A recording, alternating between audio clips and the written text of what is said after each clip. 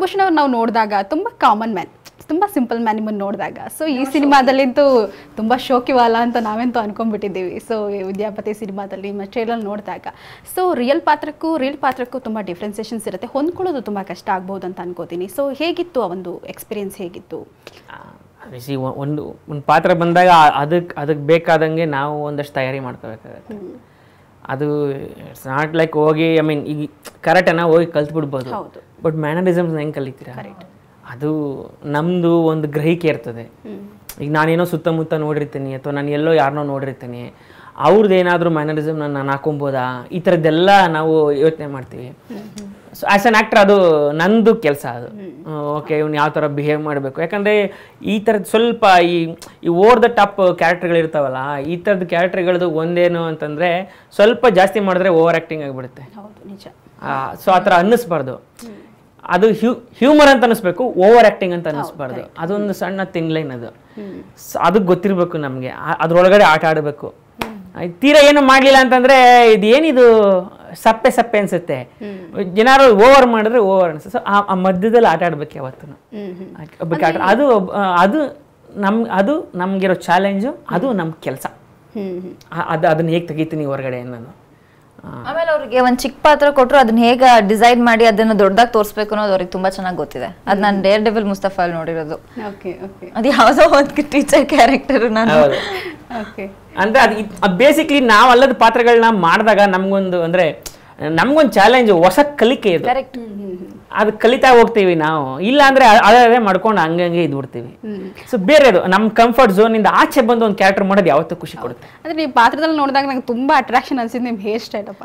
ನನ್ ನೀವೇನಾ ಅಂತ 2-3 ಸತಿ ಹೇರ್ ಸ್ಟೈಲ್ ಮಾಡ್ಬೇಕು ಹೋಗಿ, ಆಮೇಲೆ ನೋಡಿ ಕಲರ್ ಮಾಡ್ಸಿದ್ದಾರೆ ಅವರು. ಮಾಡಿ ತುದಿಲ್ ಮಾಡಿಸ್ಕೊಳ್ಳಿ, ಊರಿಂದ ಮಾಡ್ಸಕ್ ಹೋಗ್ಬೇಡಿ. ಆಮೇಲೆ ನೋಡಿ ನಾನು ಹೇರ್ ಫಾಲ್ ಆಗಿದೆ, ಹೋಗಿದ್ದು ನನ್ ಕೂದ್ಲು, ನಾನು ಯಾರಿಗೆ ಹೇಳ್ಕೊಳ್ಳಿ ನನ್ನ ಕಷ್ಟನ. ಸೊ ಯಾರಿಗೆ ದಯವಿಟ್ಟು ವೀಕ್ಷಕರೇ ಯಾವುದೇ ಕಾರಣಕ್ಕೂ ರೂಟ್ ಇಂದ ಎಲ್ಲ ಹೇರ್ ಕಲರ್ ಮಾಡ್ಕೊಳಕ್ ಹೋಗ್ಬೇಡಿ. 4 ದಿನ ಚೆನ್ನಾಗಿರುತ್ತೆ ನೋಡೋದಕ್ಕೆ, ಇಲ್ಲ ಅಂತಲ್ಲ, ಆಮೇಲೆ ಅದರ ಅನುಭವಿಸ್ತೀರಾ. ದಯವಿಟ್ಟು ಹೇರ್ ಫಾಲ್ ಆಗುತ್ತೆ. ಇದು ನಾನು ಸ್ವಾನುಭವದಿಂದ ಹೇಳ್ತಾ ಇದ್ದೀನಿ. ನಿಮ್ ಮನೆಯವ್ರು ಏನು ಹೇಳಲಿಲ್ವಾ ಕಲರಿಂಗ್ ಮಾಡಿಸಿದಾಗ? ನಿಮ್ ವೈಫ್ ಬೈದ್ಲು, ಒಳ್ಳೆ ಚಪ್ರಿ ತರ ಕಾಣ್ತಾ ಇದೀರ ಅಂತ ಬೈದ್ಲು. ಏನ್ ಮಾಡಕ್ಕಾಗತ್ತೆ, ಹೆಂಡ್ತಿರೋದೇ ಬೈಯೋದಕ್ಕೆ, ಗಂಡಂದಿರೋದು ಬೈಸ್ಕೋಬೇಕು. ಅದು ಆತರ ಕಲರ್ ಮಾಡ್ಕೊಂಡಾಗ ಯಾರು ಬೈಯಲ್ಲ, ಬೈತಾರೆ, ಯಾರಾದ್ರೂ ಬೈತಾರೆ. ಅದಾದ್ಮೇಲೆ ನಿಮ್ ಜೊತೆ ಮಲ್ಕೊಂಡ್ರೆ ಅಲ್ಲ ಬೇರೆ ಇದೇನಿತ್ತು ಆಪ್ಷನ್ ಇತ್ತು ಅಲ್ಲ, ಪಕ್ಕದ ಆರಾಮಾಗಿ ಮಲ್ಕೊಳ್ಳಿಲ್ವಲ್ಲ. ನಾವೇನೋ ಟೋಕನ್ ಏನೋ ಹಾಕಿರ್ಬೋದು, ಆತರ ಕಲರಿಂಗ್ ಆ ತರದ್ ಏನಾದ್ರು ಹೇರ್ಸ್ ಮಾಡ್ಕೊಂಡಿರ್ಬೋದು ಅಂತ ಅನ್ಕೊಂಡಿದ್ದೆ. ಇಲ್ಲ ಪೂರ್ತಿ ಇದನ್ನೇ ಹೇರ್ ಕಲರ್ ಮಾಡ್ಬಿಟ್ಟಿದ್ರು. ಅದೊಂಥರ ನಂಗೊಂದು ಬಹಳ ವಿಚಿತ್ರ ಅನ್ಸುತ್ತೆ. ನನಗೆ ಈ ಜಾಸ್ತಿ ಸ್ಟೈಲ್ ಮಾಡೋದಕ್ಕೇನೆ ಭಯ. ಇವನೇನು ಚೆನ್ನಾಗಿ ಇದ್ನಲ್ಲ, ಇವನ್ ಯಾಕೆ ಬೇಕಿತ್ತು ಇವೆಲ್ಲ ಅಂತ. ಹೊರಗಡೆ ಹೋದಾಗ ಯಾವ್ದೋ ನಾಯಿಗಳು ಅಟ್ಟಿಸ್ಕೊ ಬರ್ಲಿಲ್ವಾ ಹೇಗೆ? ಅಯ್ಯೋ ಯಾಕೆ, ನಾನು ಶೂಟಿಂಗ್ ಮುಗಿದ್ಮೇಲೆ ಕ್ಯಾಪ್ ಹಾಕೊಂಡು ಹಿಂಗ್ ಹೋಗ್ತಿದ್ನಲ್ಲ, ಯಾರಿಗೂ ಕಾಣಿಸ್ಬಾರ್ದು ಅಂತ. ಅಲ್ಲ ಒಂದ್ಸತಿ ಕಲರ್ ಮಾಡ್ಸಿದ್ರು, ಬೆಳಿಗ್ಗೆಯಿಂದ ಸಂಜೆ ತನಕ ಶೂಟಿಂಗ್ ಮಾಡಿದ್ವಿ. ಡೈರೆಕ್ಟರ್ಸ್ ಬಂದ್ರು, ಸ್ವಲ್ಪ ಲೈಟ್ ಆಗಿದೆ, ಇನ್ ಸ್ವಲ್ಪ ಡಾರ್ಕ್ ಆಗ್ಬೇಕಂತ ಮತ್ತೆ ಮಾಡಿಸಿದ್ರು.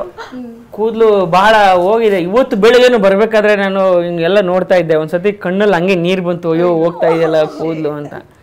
ಆ ನೋವು ಅದು ಬೇರೆ. ಇದು ಹೆಂಗೆ ಗೊತ್ತಾ, ಡಾಕ್ಟರ್ ಹತ್ರ ಹೋಗಿ ಇದು ಕೂದಲು ಉದುರ್ತಾ ಇದೆ ಅನ್ಸುತ್ತೆ, ಹೇರ್ ಫಾಲ್ ಆಗ್ತಾ ಇದೆ ಅಂತ, ಅವ್ರೇನ್ ಹೇಳ್ತಾರೆ ಹೇಳಿ? ಅದು ನೀವು ಸ್ಟ್ರೆಸ್ ಮಾಡ್ಕೊಂಡಿರ, ಅವ್ರು ಸ್ಟ್ರೆಸ್ ಮಾಡ್ಕೋಬೇಕು. ಇದೊಂಥರ ಸೈಕಲ್, ಕೋಳಿನ ಮೊಟ್ಟೆನ ಅಂದಂಗೆ ಸೈಕಲ್. ಕೂದಲು ಉದುರ್ತಾ ಇದೆ, ಸ್ಟ್ರೆಸ್ ಆಗ್ತಾ ಇದೆ, ಸ್ಟ್ರೆಸ್ ಆಗ್ತಿದೆ ಅಂತ ಕೂದಲು ಉದುರ್ತಾ ಇದೆ. ಸೊ ಇದು ಬಹಳ ಇದೊಂದು ವಿಶೇಷ ಸರ್ಕಲ್. ಇದು ಎಷ್ಟು ತಿಂಗಳಿತ್ತು ಅದು ಹೇರ್ ಕಲರಿಂಗ್ ಎಲ್ಲ? ಇದು ಒಂದು 4-5 ಸಲ ಹಾಕೊಂಡಿದ್ದಲ್ಲ, 4-5 ಸಲ ಹಾಕೊಂಡಿದ್ದೀನಿ. ಇಮ್ಯಾಜಿನ್ 4-5 ಸಲ ರೂಟ್ ಇಂದ ಹಾಕಿರೋದು ಅವರು. ಸೊ 4-5 ಸಲ. ಸೊ ತಿಂಗಳು ಅಂದ್ರೆ ತುಂಬಾ ತಿಂಗಳುಗಳಿದೆ. ಓಕೆ, ಒಟ್ಟಿನಲ್ಲಿ ತುಂಬ ಅಂದರೆ ನಿಮ್ಮ ಪಾತ್ರ ಹೆಂಗಿದೆ ಅಂತ ಜನರಿಗೆ ತುಂಬ ಅಟ್ರಾಕ್ಷನ್. ನೋಡಿದ ತಕ್ಷಣ ಏನಪ್ಪ ಇದು ನಾಗಭೂಷಣ್ ಅವ್ರು ಹಿಂಗೆ ಕಾಣಿಸ್ತಾ ಇದ್ದಾರೆ ಅಂದರೆ, ನೀವು ಏನು ಪಾತ್ರ ಏನು ಮಾಡಿದರೆ ಗೊತ್ತಿಲ್ಲ, ಬಟ್ ನಿಮ್ಮದು ಆ ಡ್ರೆಸ್ ಸೆನ್ಸ್ ಇದೆಯಲ್ವಾ, ಆ ಸಿನಿಮಾದಲ್ಲಿ ತೋರಿಸಿದಾರಲ್ಲ, ಅದು ತುಂಬ ಅಟ್ರಾಕ್ಟಾಗಿ ಅನಿಸ್ಬಿಡುತ್ತೆ. ಅಂದರೆ ನೋಡುಗರಿಗೆ ಒಂಥರ ಇದೇನು ಹೊಸತನ ಅಂತ ಅನಿಸ್ಬಿಡುತ್ತೆ. ಸೊ ಆ ರೀತಿಯಾಗಿ ನಿಮ್ಮದು ಕ್ಯಾರೆಕ್ಟರ್ ಆ್ಯಕ್ಚುಲಿ ಇದೆ. ಸೊ ತುಂಬ ಖುಷಿ ಆಯ್ತು ಅದು ನೋಡಿ. ಸೊ ಇವಾಗ ಏಪ್ರಿಲ್ 10ಗೆ ನಿಮ್ಮದು ಸಿನಿಮಾ ರಿಲೀಸ್ ಕೂಡ ಆಗ್ತಾ ಇದೆ. ಸೊ ನೀವು ಎಷ್ಟು ಎಕ್ಸೈಟ್ ಆಗಿದ್ದೀರಾ, ಎಷ್ಟು ಒಂದು ಕುತೂಹಲ ಇದೆ, ಏನು ಹೇಳ್ತೀರಿ ಇದ್ರ ಬಗ್ಗೆ? ತುಂಬಾ ಎಕ್ಸೈಟೆಡ್ ಇದ್ದೀನಿ, ಟೆನ್ಷನಲ್ಲಿ ಇದ್ದೀನಿ. ಟೆನ್ಷನ್ ಏರ್ ಫಾಲ್ ಕೂಡ ಆಗ್ತಾ ಇದೆ, ಬಟ್ ಒಂದು ಕಾನ್ಫಿಡೆನ್ಸ್ ಕೂಡ ಇದೆ. ಅಂದರೆ ಯಾಕಂದರೆ ಒಂದು ಒಳ್ಳೆ ಸಿನಿಮಾ ಮಾಡಿ, ಯಾಕಂದರೆ ಸ್ಕ್ರಿಪ್ಟಿಂದ ನಾನು ಟ್ರಾವೆಲ್ ಮಾಡಿದ್ದೀನಿ. ಯಾಕಂದರೆ ನಾನು ಮೊದಲಿಂದ ಯಾವ ಥರ ಪಾತ್ರಗಳನ್ನ ಮಾಡಬೇಕು ಅಂತ ನಾನು ಇಂಡಸ್ಟ್ರಿಗೆ ಬಂದಿದ್ದೀನಲ್ಲ, ಅದೇ ಥರದ್ದೊಂದು ಪಾತ್ರ. ಈಗ ನಾನು ಲೈಕ್ ನಾನು ಆಯಿತಾ ಏನೋ ಏನೋ ಬಂದಿದ್ದೆಲ್ಲ ಪಾತ್ರ ಮಾಡಬೇಕು ಅಂತ ಮಾಡಿದ್ದಿಲ್ಲ ಇದು. ನಾನು ಬಹಳ ಅಂದರೆ ಈ ಕಥೆನ ಇಲ್ಲ ಈ ಕಥೆ ನಾವು ಮಾಡಲೇಬೇಕು ಅಂತ ಮಾಡಿರೋಂಥ ಸಿನಿಮಾ ಇದು. ಸೊ ಹಂಗಾಗಿ ಅದೊಂದು ಆಮೇಲೆ ಕಾನ್ಫಿಡೆನ್ಸ್ ಇದೆ. ಆಮೇಲೆ ನಾನು ಆಡಿ ಸಿನಿಮಾ ನೋಡಿದ್ದೀನಿ, ಸೊ ಅದು ಡಬಲ್ ಕಾನ್ಫಿಡೆನ್ಸ್ ಇದೆ. ಬಟ್ ಒಂದು ಸಣ್ಣ ಅಳಕಿದೆ, ಅದು ಇರಬೇಕು ಆ್ಯಕ್ಚುಲಿ. ಸಣ್ಣದೊಂದು ಅಳುಕು. ಈ ಪರೀಕ್ಷೆಗೆ ನಂಗೆ ಎಷ್ಟೇ ಪ್ರಿಪೇರ್ ಆಗಿ ಹೋಗಿದ್ರು ಕ್ವಶನ್ ಪೇಪರ್ ಅಲ್ಲೇ ನೋಡೋವರೆಗೂ ಅಲ್ವಾ ಹಾಲ್ ಹೋಗಿ ಇನ್ವಿಜಿಲೇಟರ್ ನಮ್ಮ ಕೈ ಕೊಡೋವರೆಗೂ ಕ್ವಶನ್ ಪೇಪರ್ನ ಅಲ್ಲಿವರೆಗೂ ಟೆನ್ಷನ್ ಇರ್ತದೆ. ಒಂದ್ಸತಿ ಹಿಂಗೆ ನೋಡಿದ್ಮೇಲೆ ಬಿಡುಗೆಲ್ಲ ಗೊತ್ತು, ಆರಾಮ ಬರಿತೀನಿ ಅಂತ ಬರಕ್ಕೆ ಶುರು ಮಾಡ್ತೀನಿ ಅಲ್ವಾ. ಸೊ ಹಾಗೆ ಅದು ಸಣ್ಣ ಅಳುಕು ಎಕ್ಸಾಮ್ ಹಾಲ್ವರೆಗೂ ಹೋಗಿರುತ್ತಲ್ಲ, ಆ ಅಳುಕು ಇದ್ದೇ ಇದೆ ನನಗೂ, ವಿಚ್ ಇಸ್ ಗುಡ್. ಆಮೇಲೆ ಒಂದು ಸುಮ್ಮನೆ ನಾವು ಜನ ಥಿಯೇಟ್ರಿಗೆ ಬರ್ತಾರೆ ಅಂತ ಬ್ಲೇಮ್ ಮಾಡೋದಲ್ಲ. ಐ ಮೀನ್ ಒಂದು ಒಳ್ಳೆ ಎಂಟರ್ಟೈನ್ಮೆಂಟ್ ಸಿನಿಮಾ ಕೊಟ್ಟಾಗ ಜನ ಯಾವಾಗಲೂ ಥಿಯೇಟ್ರಿಗೆ ಬರ್ತಾರೆ. ಸೊ ಇದು ನನ್ನ ಮುಂಚೆ ನನ್ನ ಟಗರು ಪಲ್ಲೆ ಸಿನಿಮಾದಲ್ಲಿ ಕೂಡ ಆಗಿದೆ. ಆವಾಗಲೂ ನಾನು ಯಾರೂ ಅಲ್ಲ, ನಾನು ಫಸ್ಟ್ ಲೀಡ್ರು ಅದು. ಸೊ ಜನ ಆವಾಗ ಕೂಡ ಬಂದು ಥಿಯೇಟ್ರಲ್ಲಿ ಒಂದು ಸಿನಿಮಾ ನೋಡಿದ್ರು. ಅಂಥದ್ದೇ ಒಂದು ಎಂಟರ್ಟೈನಿಂಗ್ ಸಿನಿಮಾ ಇದು ಕೂಡ. ಸೊ ಒಂದು ಒಳ್ಳೆ ಫ್ಯಾಮಿಲಿ ಸಿನಿಮಾ. ಆಮೇಲೆ ಈಗ ಬೇಸಿಗೆ ರಜಕ್ಕೆ ಎಲ್ಲ ಮಕ್ಕಳ ಜೊತೆ ಹೋಗೋಕೆ ಎಲ್ಲಾದರೂ ಒಂದು ಸಿನಿಮಾ ನೋಡೋದಕ್ಕೆ ಬೇಕು, ಪೇರೆಂಟ್ಸ್ಗೂ ಕರ್ಕೊಂಡು ಹೋಗೋದಕ್ಕೆ ಒಂದು ಸಿನಿಮಾ ಬೇಕು. ಆ ಥರದ್ದೊಂದು ಸಿನಿಮಾ ನಮ್ಮ ವಿದ್ಯಾಪತಿ ಸಿನಿಮಾ. ಅಂದರೆ ಮಕ್ಳಿಗೂ ಇಷ್ಟ ಆಗಬೇಕಲ್ಲ ಸಿನಿಮಾ, ಅದು ಬಹಳ ಮುಖ್ಯ. ಆವಾಗ ಪೇರೆಂಟ್ಸ್ ಹೋಯ್ತು ಮಕ್ಕಳನ್ನ ಕರ್ಕೊಂಡು ಹೋಗ್ಬೇಕು ಅಂತ ಒಂದು ಸಿನಿಮಾ, ಆ ಥರದ್ದು ಒಂದು ಸಿನಿಮಾ. ಸೊ ದಯವಿಟ್ಟು ನೀವೆಲ್ಲ ವೀಕ್ಷಕರೇ ಈ ಬೇಸಿಗೆ ರಜೆಯಲ್ಲಿ ಬಂದು ನಿಮ್ಮ ಮಕ್ಕಳ ಜೊತೆ ಬಂದು ನಮ್ಮ ಸಿನಿಮಾನ ನೋಡಿ ನಿಮ್ಮ ಬೇಸಿಗೆ ಶಿಬಿರ ಥಿಯೇಟ್ರಲ್ಲಾಗಲಿ ಅಂತ ಕೇಳ್ಕೊತೀನಿ. ಓಕೆ, ಮಲೈಕಾ ಅವ್ರು ಎಷ್ಟು ಎಕ್ಸೈಟ್ ಆಗಿದ್ದೀರಾ? ಸೊ ನಿಮ್ಮ 2ನೇ ಸಿನಿಮಾ ಏಪ್ರಿಲ್ 10ಕ್ಕೆ ರಿಲೀಸ್ ಆಗ್ತಾ ಇದೆ. ಎಷ್ಟು ಎಕ್ಸೈಟ್ ಆಗಿದ್ದಾರೆ? ನಿಮ್ಮ ಕ್ಯಾರೆಕ್ಟರ್ ಅಂತೂ ಈಗಾಗಲೇ ತುಂಬ ಜನ ನೋಡ್ಬಿಟ್ಟಿದ್ದಾರೆ, ಅಂದರೆ ಏನು ತುಂಬ ಸಕ್ಕತ್ತಾಗಿ ಕಾಣಿಸ್ತಿದ್ದಾರಪ್ಪ ಅಂತ. ಸೊ ಅದನ್ನ ತುಂಬ ಕಾಯ್ತಾ ಇದ್ದಾರೆ ಎಲ್ಲರೂ ಕೂಡ ಸಿನಿಮಾವನ್ನು ನೋಡೋದಕ್ಕೆ. ನಾನು ಕಾಯ್ತಾ ಇದ್ದೀನಿ ಸಿನಿಮಾ ನೋಡೋಕ್ಕೆ. Actually waiting to watch the movie ಹೇಗೆ ಬಂದಿದೆ ಅಂತ. ನೋಡೋಲ್ಲ, ಕ್ಲೈಮ್ಯಾಕ್ಸ್ ನೋಡಿದೆ ಅಷ್ಟೇ, ತುಂಬ ಚೆನ್ನಾಗಿ ಬಂದಿದೆ. ಅಂದರೆ ಅವರು ಆಫೀಸಲ್ಲಿದ್ದರು ಅವಾಗ ನೋಡಿದೆ. ಸೊ ನಾನು ಹೇಳೋದು ಒಂಥರ ಕ್ಲೀನ್ ಕಾಮಿಡಿ ಇರೋ ಸಿನಿಮಾ. ಆಮೇಲೆ ಜನದಲ್ಲಿ ತುಂಬ ಟೆನ್ಷನ್ ಇರುತ್ತೆ, ಏನೇನೋ ನೋವುಗಳಿರುತ್ತೆ, ಬಟ್ ಎಲ್ಲ ನೋವನ್ನ ಬದಿಗಿಟ್ಟು ಒಂದು 2 hours ನಮ್ಮ ಸಿನಿಮಾನ ಎಂಜಾಯ್ ಮಾಡ್ಬೋದು. ಆಮೇಲೆ ಮಕ್ಕಳನ್ನ ಕರ್ಕೊಂಬರ್ಬೋದು. ಇವಾಗ ಯೂಶಲಿ ಪೇರೆಂಟ್ಸು ಮಕ್ಕಳನ್ನ ಎಲ್ಲೋ ಅವ್ರ ತಾಯಿ ಹತ್ರ ಅವ್ರ ಅತ್ತೆ ಹತ್ರ ಬಿಟ್ಟು ಒಂದು ಸಿನಿಮಾ ನೋಡೋಕೆ ಹೋಗ್ತಾರೆ. ಎಲ್ಲ ಸಿನಿಮಾಗಳನ್ನ ಮಕ್ಕಳನ್ನ ಕರ್ಕೊಂಡು ಹೋಗೋಕ್ಕಾಗಲ್ಲ, ಬಟ್ ನಮ್ಮ ಸಿನಿಮಾಗೆ ಮಕ್ಕಳು ಕೂಡ ಬರ್ಬೋದು.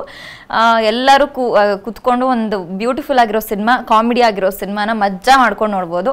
ಸೊ ಎಲ್ಲರಿಗೂ ನಾನು ಕೇಳೋದು ಅದೇ, ಸೀರಿಯಲಿಂದ ನಮ್ಮನ್ನ ನೋಡ್ಕೊಂಡು ಬಂದಿದ್ದೀರಾ. ಈ ಸೀರಿಯಲ್ನ ತುಂಬ ಜನ ಹೆಣ್ಮಕ್ಳು ನೋಡ್ತಾರೆ ಸೀರಿಯಲ್ನ. ನೀವೆಲ್ಲರೂ ನಿಮ್ಮ ಹಸ್ಬೆಂಡ್ನ ಹೇಳ್ಕೊಂಡು ನಿಮ್ಮ ಮಕ್ಕಳನ್ನ ಹೇಳ್ಕೊಂಡು ದಯವಿಟ್ಟು ಹೋಗಿ ಥಿಯೇಟ್ರಿಗೆ ಹೋಗಿ. ಏಪ್ರಿಲ್ 10ಕ್ಕೆ ವಿದ್ಯಾಪತಿ ಸಿನಿಮಾ ತೆರೆ ಮೇಲೆ ಬರ್ತಾ ಇದೆ. ದಯವಿಟ್ಟು ಎಲ್ಲರೂ ಮಿಸ್ ಮಾಡದೆ ಥಿಯೇಟ್ರಲ್ಲಿ ನೋಡಿ. ಓಕೆ, ನಮ್ಮ ಕಡೆಯಿಂದಲೂ ಕೂಡ ನಿಮಗೆ ಆಲ್ ದ ಬೆಸ್ಟ್. ನಿಮ್ಮ ಸಿನಿಮಾ ಸಕ್ಸಸ್ ಆಗಲಿ, 100 ದಿನ ಓಡಲಿ ಅಂತಲೇ ನಾವು ಕೂಡ ಅನ್ಕೋತೀವಿ. ಸೊ ಈಗಾಗಲೇ ಟಗರು ಪಲ್ಲೆ ಸಿನಿಮಾ ಅಂತೂ ತುಂಬ ಚೆನ್ನಾಗಿ ಪ್ರೇಕ್ಷಕರಿಗೆ ಮನದಟ್ಟಾಗಿತ್ತು.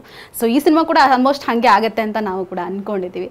ಸೊ ಇಬ್ರಿಗೂ ಕೂಡ all the best. Thank you. ಇದಿಷ್ಟು ವಿದ್ಯಾಪತಿ ಸಿನಿಮಾದ ನಾಯಕ ಹಾಗೂ ನಾಯಕಿ ಇಬ್ಬರು ಕೂಡ ಮಾತನಾಡುವಂಥದ್ದು. ಈಗಾಗಲೇ ಸಿನಿಮಾ ಏಪ್ರಿಲ್ 10ಕ್ಕೆ ರಿಲೀಸ್ ಆಗ್ತಾ ಇದೆ. ಈ ಒಂದು ಸಿನಿಮಾ ನಿಜವಾಗ್ಲೂ ನಿಮಗೆ ಪ್ರೇಕ್ಷಕರನ್ನ ನಗಿಸೋದಕ್ಕೆ ಈಗಾಗಲೇ ಒಂದು ಸಿನಿಮಾ ಬರ್ತಾ ಇದೆ. ಮಕ್ಕಳಿಂದ ಹಿಡಿದು ದೊಡ್ಡವ್ರಿಗೂ ಕೂಡ ಒಂದು ಸಿನಿಮಾವನ್ನು ನೋಡ್ಬೋದನ್ನು ಕುರಿತಾಗೂ ಕೂಡ ಈಗಾಗಲೇ ಹೇಳ್ತಾ ಇದ್ದಾರೆ. ಸೊ ಈ ಒಂದು ಸಿನಿಮಾ ಏಪ್ರಿಲ್ 10ನೇ ತಾರೀಕಿಗೆ ರಿಲೀಸ್ ಆಗ್ತಾ ಇರೋದ್ರಿಂದ ಅವರು ಕೂಡ ತುಂಬ ಎಕ್ಸೈಟ್ ಆಗೋ ಕೂಡ ಇದೆ. ಹಾಗೆ ಪ್ರೇಕ್ಷಕರು ಕೂಡ ಕಾಯ್ತಾ ಇದ್ದಾರೆ ಈ ಒಂದು ಸಿನಿಮಾ ಯಾವಾಗ ಬರುತ್ತೆ ಅಂತ ಹೇಳಿ. ಸೊ ಇದೇ TV9 ವಿಶೇಷ ಕಾರ್ಯಕ್ರಮ. ನಿರಂತರ ಸುದ್ದಿಗಾಗಿ ನೋಡ್ತಾ ಇರಿ.